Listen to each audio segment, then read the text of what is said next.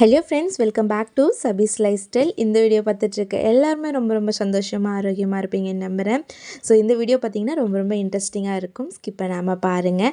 இந்த வீடியோ பார்த்திங்கன்னா ஈதுக்கான ப்ரிப்ரேஷனும் அப்படின்னும் சொல்லலாம். கிச்சனில் ரொம்ப நேரம் நின்று மெனக்கட முடியல, தென் பார்த்திங்கன்னா ஒர்க்கிங் உமன் இவங்களுக்கு எல்லாமே கண்டிப்பாக யூஸ்ஃபுல்லாக இருக்கும். ஸோ ஸ்கிப் பண்ணாமல் பாருங்கள். ஸோ மந்த்லி கிராசரிஸ் எல்லாமே வாங்கிட்டு வர மாதிரியே வாங்கிட்டு வந்தாச்சு. ஸோ அதில் அடிஷ்னலாக பார்த்திங்கன்னா நன்னாரி சர்பத், தென் பார்த்திங்கன்னா டேங் வாங்கியிருக்கேன். டேங் பார்த்திங்கன்னா எங்கள் வீட்டில் சின்னவங்களும் இந்த டைமில் நோன்பு பிடிக்கிறதாக சொல்லியிருக்காங்க. ஸோ அதனால் இந்த டைம் கொஞ்சம் எக்ஸ்ட்ராவாகவே நம்ம கொஞ்சம் கேர் பண்ணி பண்ணலாம் அப்படின்ற மாதிரி. இந்த நோன்பை பார்த்திங்கன்னா நம்ம ஹெல்த் அண்ட் சேஃபாக எடுத்துகிட்டு போகணும் அப்படின்னு சொல்லிட்டு எல்லாருக்குமே ஆசை இருக்கும். ஸோ கண்டிப்பாக எல்லாருக்காகவும் நான் துவா செய்கிறேன், எனக்காகவும் துவா செய்யுங்க. அதே மாதிரி கிராசரிஸ் எல்லாமே வாங்கிட்டு வந்தாச்சு. கொஞ்சம் ஹெல்த்தி வேலை நம்ம இந்த ஈதை எடுத்துகிட்டு போகணும். ஸோ அதனால் பார்த்திங்கன்னா ஸோ அந்த சுண்டல் வகைகள் எல்லாமே நம்ம அதிகமாக எடுக்கும் போது ப்ரோட்டீன் கொஞ்சம் நல்லா நமக்கு ஃபில்லிங்காக இருக்க மாதிரி இருக்கும். ஸோ அதனால் நிறைய சுண்டல் வெரைட்டிஸ், தென் அரிசி மாவு, கடலை மாவு, அப்புறம் மைதா மாவு, கோதுமை மாவு, ஸோ இதெல்லாமே மாவு வெரைட்டிஸ் எல்லாமே வாங்கிட்டு வந்தாச்சு.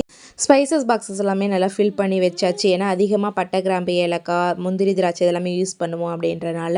அதுக்கப்புறம் பார்த்திங்கன்னா இந்த டைமில் ஈதில் நான் பெரிய வெங்காயம் கம்மியாக வாங்கிட்டு சின்ன வெங்காயம் அதிகமாக வாங்கியிருக்கேன். ஏன்னா சின்ன வெங்காயம் பார்த்திங்கன்னா பேசிக்காகவே உடம்புக்கு ரொம்பவே நல்லது. ஸோ அதனால் அது மட்டும் இல்லாமல் இந்த சம்மர்னாவே நமக்கு பார்த்திங்கன்னா கொஞ்சம் ட்ரிங்க்ஸ் அதிகமாக எடுத்துப்போம். அது கொஞ்சம் பார்த்திங்கன்னா நல்லா கொஞ்சம் நம்ம பாடி ஹீட் ரெடியூஸ் பண்ணுற மாதிரி இந்த பாதாம் பிசின் பார்த்திங்கன்னா நாட்டு மருந்து கடையில் கிடைக்கும். ஸோ அது வாங்கிட்டு நல்லா வாஷ் பண்ணிவிட்டு ஊற வச்சு எடுத்து ஒரு கண்டெய்னரில் ஸ்டோர் பண்ணி வச்சுக்கோங்க. ஏதாவது ஜூஸ் போடுறீங்க அப்படின்னா ஒரு ஸ்பூன் எடுத்து போட்டு நீங்கள் ஜூஸ் மிக்ஸ் பண்ணிங்கன்னா உங்களுக்கு ஹெல்த்தானதாகவும் இருக்கும். தென் பார்த்திங்கன்னா உடம்புல இருக்கக்கூடிய ஹீட் எல்லாமே ரெடியூஸ் ஆகும்.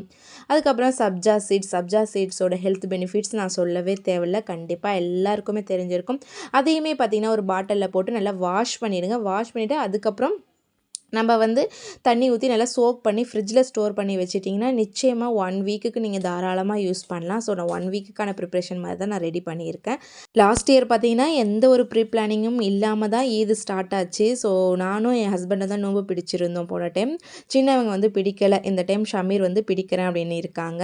அல்ஹம்துலில்லாஹ், அவங்களுக்காக துவா செய்யுங்க. ஸோ லாஸ்ட் டைம் ப்ரிப்பேர் இல்லாதனால இந்த டைம் கொஞ்சம் ப்ரிகாஷனாக எல்லாமே ரெடி பண்ணி வச்சுக்கலாம் அப்படின்னு சொல்லிட்டு. அதே போல் மிளகுத்தூள் பார்த்திங்கன்னா நமக்கு அதிகமாக தேவைப்படும். ஸோ அதனால் அதையுமே நம்ம பவுடர் பண்ணி எடுத்து வச்சுக்கலாம்.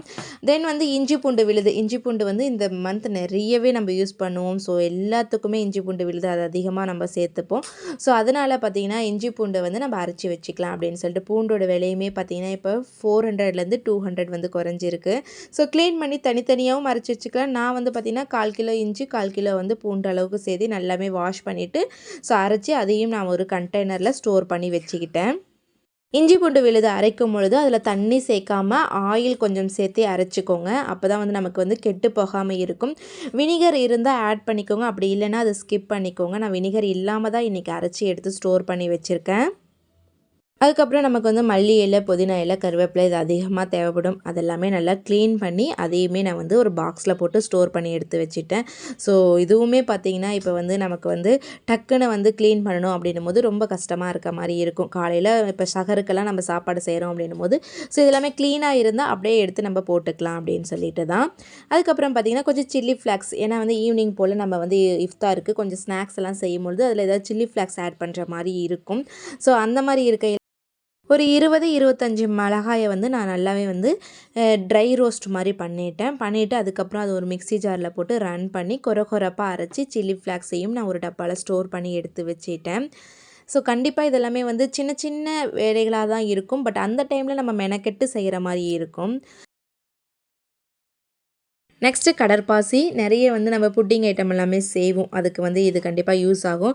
ஸோ அந்த டைமில் இது நம்ம கொஞ்சம் ஊற வைக்கிறதுக்கு கொஞ்சம் கஷ்டமாக இருக்க மாதிரி இருக்கும். அதுக்கு நம்ம என்ன பண்ணலாம், இது மிக்ஸி ஜாரில் போட்டு நல்லா ஒரு ஃபைன் பவுடராக அரைச்சி அதையுமே நம்ம ஒரு பாட்டிலில் ஸ்டோர் பண்ணி வச்சுக்கிட்டோம்னா நம்ம தேவைப்படும் பொழுது கொஞ்சமாக எடுத்து நம்ம ஊற வச்சுக்கலாம்.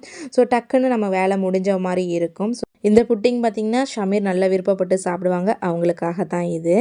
அதே போல் தான் மேக்ஸிமம் ஃப்ரோசன் சிக்கன் அதெல்லாம் நாங்கள் வந்து வீட்டில் எடுத்துக்க மாட்டோம்.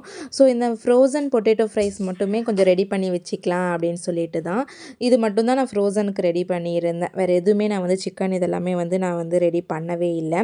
ஸோ இந்த பொட்டேட்டோவோட தோல் எல்லாமே நம்ம ரிமூவ் பண்ணிவிட்டு ஆஸ் யூஷுவல் நம்ம வந்து ஃப்ரைக்கு எப்படி ரெடி பண்ணுவோம், அதாவது ஃபிங்கர் ஃப்ரைக்கு அந்த மாதிரி கட் பண்ணிக்கோங்க. கட் பண்ணிவிட்டு கோல்டு வாட்டர் இருக்கு இல்லையா, கோல்டு வாட்டர் இருந்தால் போட்டுக்கோங்க. அப்படி இல்லைனா ஐஸ் க்யூப் வச்சு நல்லா வந்து வாஷ் பண்ணிக்கோங்க.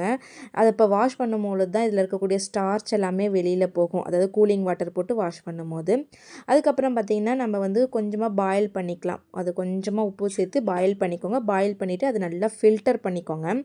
ஃபில்டர் பண்ணிவிட்டு அதுக்கப்புறம் கார்ன்ஃப்ளவர் மாவு இருக்கு இல்லையா, அது போட்டு நல்லா ஓவர் கோட்டிங் மாதிரி கொடுத்துட்டு நீங்கள் வந்து கொஞ்சம் நேரம் போல் ஆற விட்ட பிறகு நீங்கள் வந்து ஒரு கண்டெய்னரில் ஸ்டோர் பண்ணி வச்சிங்கன்னா கண்டிப்பாக பார்த்தீங்கன்னா 1 வீக்குக்கு தாராளமாகவே இருக்கும். ஸோ ஈவினிங் டைமில் நம்ம எடுத்து ஃப்ரை பண்ணி கூட நம்ம வந்து நோன்பு டைமில் வந்து யூஸ் பண்ணிக்கலாம். ஸோ வந்து இது நோன்பு டைமில் மட்டும் இல்லை, ஈவினிங் ஸ்நாக்ஸ் குழந்தைங்க அடிக்கடி கேட்பாங்க வீட்டில் அப்படின்றவங்க கண்டிப்பாக இதை வந்து ட்ரை பண்ணி பாருங்கள், ரொம்பவே யூஸ்ஃபுல்லாக இருக்கும்.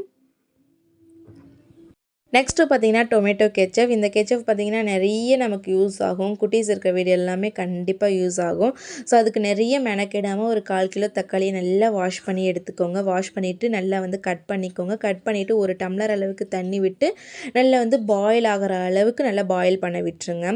டொமேட்டோ கெச்சப்லாம் பார்த்திங்கன்னா ரொம்ப சிம்பிளான ஒரு மெத்தடு தான். இது போய் நம்ம இவ்வளோ ஸ்பெண்ட் பண்ணி வாங்குகிறோமோ அப்படின்ட்டு கண்டிப்பாக எல்லாருக்குமே தோணும். ஸோ ஸ்கிப் பண்ணாமல் பாருங்கள். நல்லா கொதிக்கட்டும். கொதித்து தக்காளி நல்லா வந்து மேஷ் ஆகிற அளவுக்கு கொதிக்கட்டும். அதுக்கப்புறம் பார்த்திங்கன்னா நல்லா ஆற விட்டுட்டு மிக்ஸி ஜாரில் போட்டு நல்லா ஒரு ஃபைன் பேஸ்ட்டாக அரைச்சிக்கோங்க. அரைச்சிட்டு அதுக்கப்புறம் நம்ம வடிகட்டி இருக்கு இல்லையா, வீட்டில் நல்லா பெரிய வடிகட்டி இருக்கும் இல்லையா, அதில் வச்சு நல்லா வடிகட்டி எடுத்துக்கோங்க. அந்த பியூரி மட்டும் எடுத்துக்கோங்க. மேலே இருக்கக்கூடிய அந்த ஸ்கின்னெல்லாம் எடுத்துடுங்க. அந்த பியூரியில் பார்த்திங்கன்னா ஒரு டீஸ்பூன் அளவுக்கு காஷ்மீரி பவுடர் இருந்தால் நல்லா சாஸ் வந்து பார்த்திங்கன்னா நமக்கு நல்லா ரெட்டிஷாக இருக்கும். என்கிட்ட நார்மல் மிளகாத்தூள் தான் இருக்குது, நான் அதை ஆட் பண்ணிக்கிறேன். ஒரு 2 டீஸ்பூன் அளவுக்கு சுகர், தேவையான அளவு சால்ட் ஆட் பண்ணிக்கோங்க. எல்லாமே நல்லா கலந்துட்டு நல்லா வந்து பாயில் பண்ண விடுங்க. பாயில் பண்ணி நல்லா வந்து பார்த்திங்கன்னா சுண்டி வரும். அந்த டைமிங்கில் பார்த்திங்கன்னா ஒரு வினிகர் இருந்தால் வினிகர் ஆட் பண்ணிக்கோங்க. வினிகர் அப்படி இல்லைன்னா நான் எலுமிச்சப்பழம் வந்து 1 டீஸ்பூன் அளவுக்கு ஆட் பண்ணிக்கிறேன். ஆட் பண்ணிவிட்டு அது வந்து நம்ம ஒரு தட்டில் போட்டு இப்படி கையில் இழுத்தோம்னா அது வந்து நமக்கு வந்து கரெக்டாக வரணும். ஸோ அந்த ஸ்டேஜ் வர அளவுக்கு நீங்கள் வந்து பார்த்திங்கன்னா வீடியோவில் காட்டியிருப்பேன், ஸ்கிப் பண்ணாமல் பாருங்கள். ஸோ அதுதான் பர்ஃபெக்டான ஸ்டேஜ். இது நம்ம எடுத்து ஒரு கண்ணாடி பாட்டிலில் ஸ்டோர் பண்ணி வச்சுக்கிட்டோம்னா நமக்கு 1 மந்த் வரைக்கும் நமக்கு வந்து தாராளமாக யூஸ் பண்ணலாம். ஸோ மறக்காமல் உங்கள் குட்டீஸ்க்கெலாம் ட்ரை பண்ணி பாருங்கள். ஸோ இந்த மாதிரி வந்து டொமேட்டோ, புளி இதெல்லாம் சேர்த்து வைக்கிறதெல்லாம் பார்த்திங்கன்னா மேக்ஸிமம் கண்ணாடி பாட்டிலில் ஸ்டோர் பண்ணி வைங்க. மற்ற சாமான் இருக்குது இல்லையா, பிளாஸ்டிக்ஸ் அந்த மாதிரியெல்லாம் இருக்க சாமானில் வந்து ஸ்டோர் பண்ணி வைக்காதீங்க. கையோட வீட்டில் வந்து பார்த்திங்கன்னா நெய் வந்து அதிகமாக தேவைப்படும். ஸோ நெய்க்காரங்க வந்திருந்தாங்க, அவங்கள்ட்ட வாங்கிக்கலாம் அப்படின்னு சொல்லிட்டு வாங்கியும் வச்சாச்சு. ஸோ பியூர் நெய் அப்படின்னு சொல்லியிருந்தாங்க. ஸோ நெய் வந்து பார்த்திங்கன்னா நம்ம அதிகமாக யூஸ் பண்ணணும். ஏன்னா பார்த்திங்கன்னா இந்த சம்மர் டைம்லலாம் ஹீட்டெல்லாம் ரெடியூஸ் பண்ணுறதுக்காக இந்த நெய் வந்து பார்த்திங்கன்னா ரொம்பவே ஹெல்ப்ஃபுல்லாக இருக்கும். மட்டும் இல்லாமல் பேசிக்காக நமக்கு வந்து டேட்ஸ், அப்புறம் பார்த்திங்கன்னா பிரெட் கிராம்ஸ், அப்புறம் வந்து புதினா சட்னி, அப்புறம் ரோஸ் மில்க் எசன்ஸ், இந்த மாதிரி நிறைய ஐட்டம்ஸ் வந்து நம்ம வந்து ப்ரிகாஷனாக எடுத்து வச்சுக்கோங்க. இன்ஷால்லா இந்த நோன்பு பார்த்திங்கன்னா அவங்க எல்லாருக்குமே ரொம்ப ஆரோக்கியமாக நல்ல பர்க்கத்தான ஒரு நோன்பாக இருக்கணும் அப்படின்னு சொல்லிட்டு நிச்சயமாக நான் அல்லாட்ட துவா செஞ்சுக்கிறேன். ஐ ஹோப் இந்த வீடியோ உங்களுக்கு யூஸ்ஃபுல்லாக இருந்திருக்கும்னு நினைக்கிறேன். அப்படி இருந்திருந்தால் ஒரு குட்டி லைக் போடுங்க. இது வரைக்கும் நம்ம சேனலை சப்ஸ்கிரைப் பண்ணலாம், சப்ஸ்கிரைப் பண்ணி வச்சுக்கோங்க. தேங்க்ஸ் ஃபார் வாட்சிங்.